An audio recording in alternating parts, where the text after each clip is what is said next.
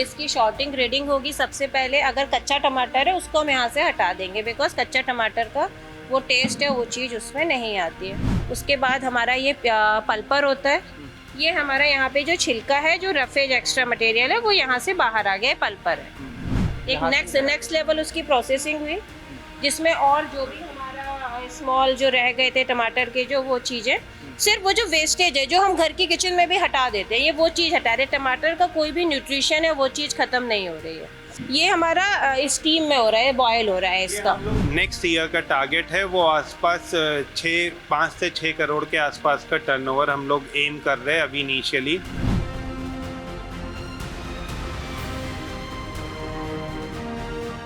नमस्कार, गांव जंक्शन में आपका स्वागत है। और हम हैं आज लखनऊ के दुबैला गांव में, और आज एक ऐसी कहानी को लेके आपके पास आए हैं कि जिन्होंने पति पत्नी दोनों लोग कॉरपोरेट लाइफ में जी रहे थे, कॉरपोरेट की नौकरी कर रहे थे। उसके बाद वो किसान बने, किसान के बाद वो एंटरप्रेन्योर बने।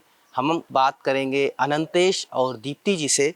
ये उनकी फैक्ट्री है और हमारे साथ हैं दीप्ति जी और अनंतेश जी। सर, आपका बहुत बहुत स्वागत है गांव जंक्शन में। ये कैसा लग रहा है कि एक बड़े बड़े कांच के ऑफिसेस, बड़े बड़े मल्टी स्टोरी बिल्डिंग्स, फिर यहाँ पे वीराने जंगल में? सबसे पहले मैं आपसे ही बात करना चाहूँगा। बहुत अच्छा लग रहा है। एक तरीके से नौकरी में हर आदमी सोचता है कि अपना कुछ करे, और हम लोग उनमें से हैं जो अपना कुछ कर पा रहे हैं। तो हम लोग के लिए तो काफ़ी अच्छा एक्सपीरियंस रहा है अभी तक ऑल टुगेदर, और बढ़िया ही जर्नी चल रही है हम लोग की। अनंतेश जी, आप अपनी लाइफ के बारे में बताएं कि कैसे खेती में आप आए, और खेती ही क्यों चुना? बहुत सारी चीज़ें थी, कॉरपोरेट को छोड़ना मतलब आप काफ़ी पहले ही उसको नमस्ते कर चुके थे, तो वह क्या वजह रही? वजह मेन ये थी कि हमारे पास मेरे पिताजी की यहाँ पे ज़मीन भी थी, और जो यूजुअली कोई यूज़ होता नहीं था। तो हम लोग जब जॉब में थे तो हम लोग भी सोच रहे थे कि क्या ऑप्शंस हो सकते हैं, क्या कर सकते हैं। तो उसमें से ये बेस्ट ऑप्शन लगा। ऑनलाइन काफ़ी सर्च की, पॉली हाउस और मॉडर्न जो टेक्नोलॉजी है उसका उपयोग करके क्या खेती में किया जा सकता है, हम लोग ने जानकारी ली। उसके बाद हम लोग अपना ये व्यवसाय शुरू किए थे। जी। कब से शुरू किया ये? कब आप, और सबसे पहला क्या था जो आपने शुरुआत की खेती में? खेती में हम लोग ने सबसे पहले ओपन फील्ड में ड्रिप इरिगेशन पे फार्मिंग शुरू की थी अराउंड 2014-2015 में। उसके बाद हम लोग पॉली हाउस और नेट हाउस फार्मिंग में आए।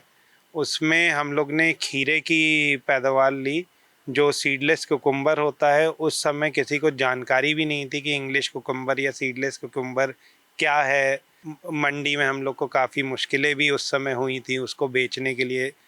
ये एक छोटा सा संक्षिप्त में हम लोग की जर्नी रही है जो फार्मिंग से जुड़ी रही है। उसके बाद खीरे के बाद हम लोग ने लाल पीली शिमला, हरी मिर्च, लाल मिर्च और ये तरबूज, खरबूज, इन सब की खेती ओपन में भी की थी। अब मैडम से बात करते हैं कि दीप्ति जी, ये जो फितूर था खेती का, जी। ये कैसे, आपने कैसे इसको लिया कि चलो ठीक है, उन्होंने कहा कि करते हैं, पर आप भी एक अच्छी जगह थी, अच्छे उसमें काम कर रही थी, बड़े शहर में थी, वहाँ की लाइफ और गांव की लाइफ। आज भी ये गांव कच्ची सड़क है, बारिश होती होगी तो कीचड़ भी होता होगा।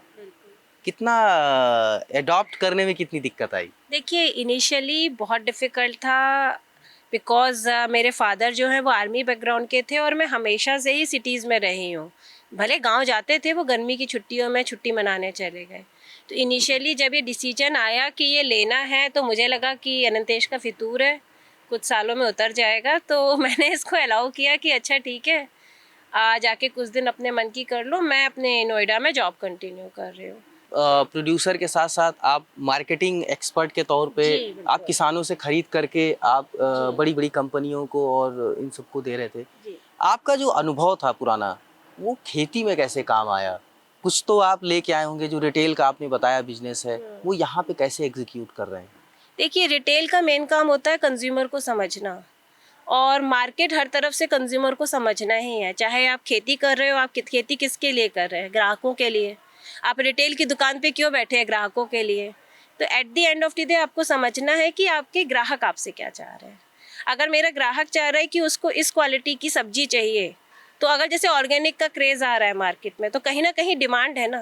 तो रिटेल समझाता है कि डिमांड को कैसे समझना है कंज्यूमर की और कैसे उसको ग्राउंड लेवल पे एग्जीक्यूट करना है। अनंतेश जी, अभी क्या क्या कर रहे हैं आप? शुरुआत से लेके जो आपकी यात्रा है एग्री एंटरप्रेन्योर बनने की, उसमें क्या क्या चरण रहे हैं और आज कहाँ पे हैं? तो अभी हम लोग इनिशियली जैसा आप देख पा रहे, बैकवर्ड इंटीग्रेशन हमारे पास था ही। अब हम लोग साथ में फॉरवर्ड इंटीग्रेशन अपने बिजनेस में कर रहे।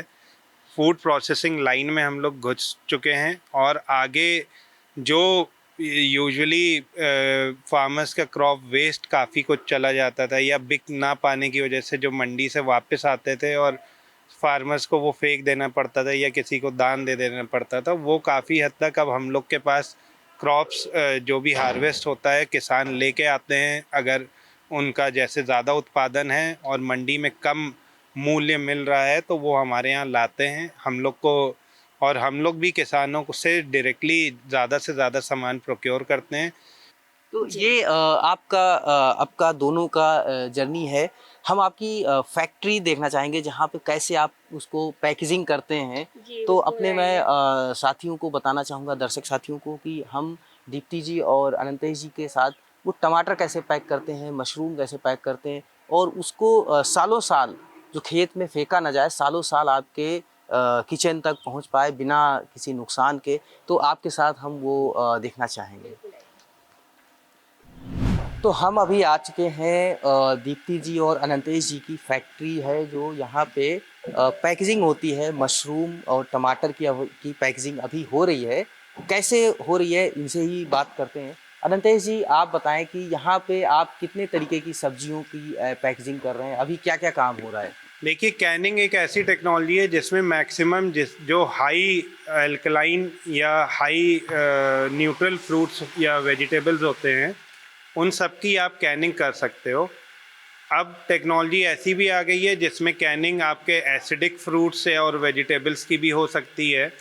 तो हम लोग ऑलमोस्ट, मैं ये कहूँगा कि हम लोग ऑलमोस्ट हर एक सब्जी कैन करी जा सकती है जो आज की टेक्नोलॉजी है।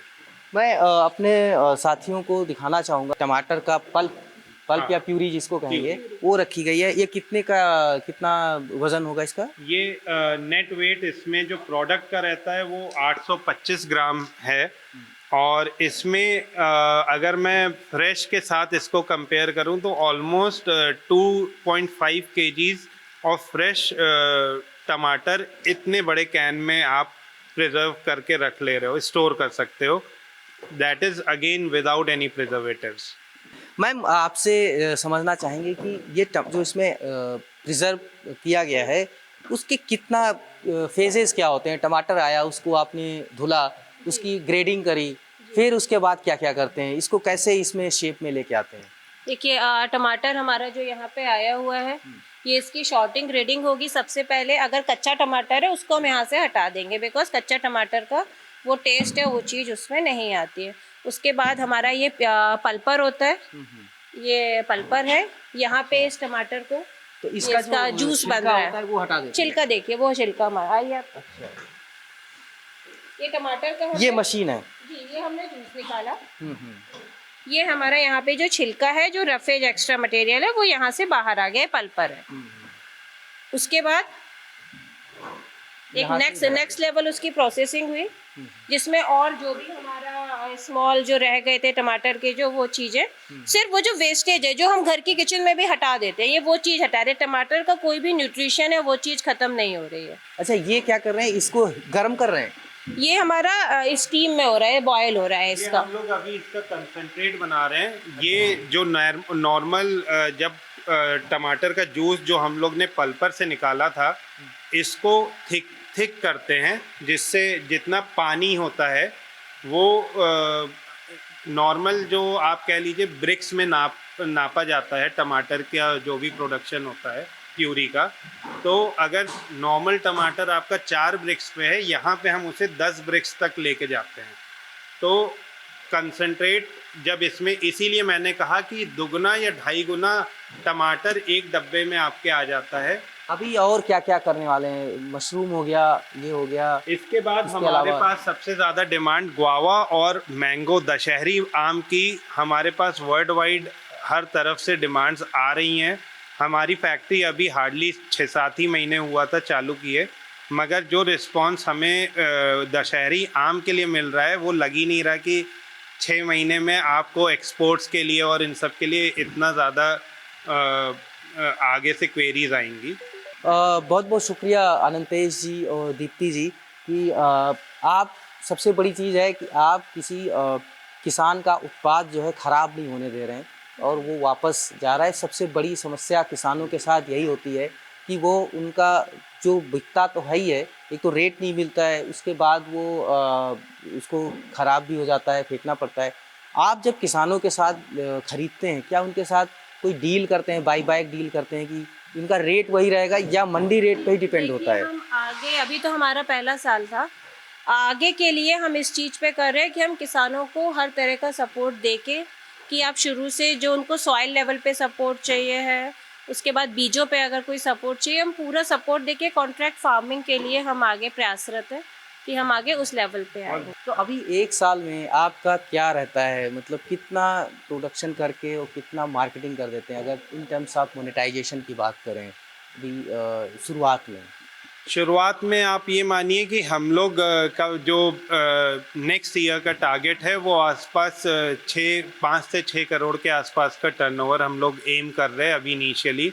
बहुत बहुत शुक्रिया। तो आप women empowerment and social empowerment इस सब पे काम कर रहे हैं, ये बहुत अच्छी बात है। और ख़ास करके जो लोग कहते भी हैं कि एग्रीकल्चर और प्रोडक्शन एंड प्रोसेसिंग, जब तक किसान प्रोसेसिंग नहीं सीखेगा तब तक उसकी किस्मत नहीं बदलेगी, क्योंकि वो फिर फंसा रहेगा उसी बहुत संकट जरूरी में। है प्रोसेसिंग करना। ये जो सामान है, जैसे टमाटर है, हमारे एरिया में मिल रहा है, इंडिया में ही, हमारा इंडिया बहुत डिफरेंट है, हर जगह अलग क्लाइमेट है, कई जगह है जहाँ अवेलेबल नहीं है। तो ये एक ऐसी टेक्नोलॉजी है जो उस जगह फ्रेश में उस प्रोडक्ट को पहुँचा सकती है बिना किसी डैमेज के, और आप उसका टेस्ट ले सकते हो। बहुत बहुत शुक्रिया अनंतेश जी और दीप्ति जी। तो ये हमारे साथ 2 कॉरपोरेट के लोग जिन्होंने, जो बन के बाद में आके खेती करते हैं और किसान बनते हैं, फिर एंटरप्रेन्योर बनते हैं, और इन्होंने शुरू किया पैकेजिंग का बिजनेस, प्रोडक्शन भी किया। तो ये इनकी कहानी थी। कैसी लगी आप हमें कमेंट करके ज़रूर बताएं और ज़्यादा से ज़्यादा लोगों तक इस वीडियो को पहुंचाएं ताकि लोग अपनी जड़ों से जुड़ सकें। मनीष मिश्रा, गाँव जंक्शन। गाँव जंक्शन को सभी सोशल मीडिया प्लेटफॉर्म्स पर फॉलो करें। व्हाट्सएप चैनल और जीमेल आईडी पर भी संपर्क साध सकते हैं।